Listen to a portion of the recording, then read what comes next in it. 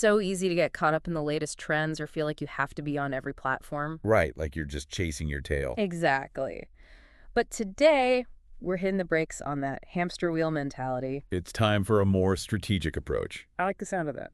Yeah, so today, we're diving deep into episode 3 of Pasted Text. They always have great insights. Absolutely, and this episode really breaks down how to build a winning online strategy. Not just being online, but actually seeing results. And who doesn't want that? For sure. So let's jump right in. They make a really important point right off the bat.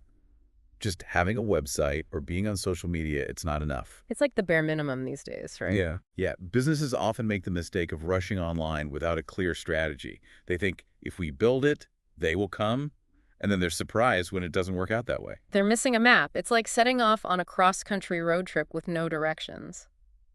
You might eventually stumble upon something cool, but you're probably going to waste a lot of time and energy getting there. Totally. And that's where having a solid strategy comes in. So where do we even begin? What are the key elements of a successful online strategy? Well, this episode breaks it down into 3 interconnected parts. Think of them like puzzle pieces that fit together. I love a good analogy. So the first piece is your business strategy. Okay, so the big picture stuff. Yeah, this is about defining your goals, your target audience, your unique value proposition. It's your North Star, guiding all your online efforts. Got it. So before you even think about posting on Instagram or sending out a newsletter, you need to be crystal clear on your business goals. What are you trying to achieve? Exactly. And once you have a solid grasp on your business goals, that's where the second piece of the puzzle comes in your customer strategy. So now we're getting into the minds of our customers. Precisely. This is where you really dig deep into your ideal customer. Who are they? What are their pain points? What keeps them up at night? What are their aspirations? It's almost like building a customer avatar, right? Getting really specific about their demographics, their interests, their motivations. Exactly. And by understanding your target customer inside and out, you can start to see where your business goals and their needs intersect. Okay, so this is where it gets interesting, right? This whole idea of shared values that Pasted Text talks about. It might sound a little fluffy at first. Yeah, it does sound a bit touchy-feely for the often cutthroat world of online marketing. Right. But it's actually a really powerful concept. Think about it this way. Consumers today, they're bombarded with messages. They can spot a disingenuous marketing ploy a mile away. But when you can connect with them on a deeper level, when you share their values, that's when you build trust and loyalty. So it's less about pushing a product and more about building a relationship. Absolutely. Yeah. People want to support businesses that align with their values. Give me an example. How does this work in practice? Sure, think of a brand like Patagonia. They're known for their commitment to sustainability, right? Right, big time. And who's their target customer? Environmentally conscious consumers. People who are willing to spend a little extra on a product because they know it's ethically made and durable enough to last a lifetime. They're not just selling jackets, they're selling a commitment to a cause their customers care about. Exactly. And because of that shared value, they've built a fiercely loyal customer base. Okay, that makes so much sense.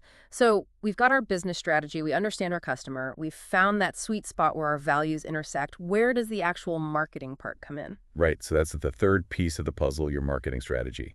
And this is where you choose the right tools and tactics to reach your target customer and achieve your business goals. So things like social media, email marketing, content marketing, paid advertising. Exactly. But here's the thing. Your marketing strategy should be driven by the first 2 pieces of the puzzle, your business goals and your customer understanding. So you're not just randomly posting on TikTok because everyone else is. Exactly. You're choosing the platforms and tactics that will be most effective for reaching your unique audience and achieving your specific goals.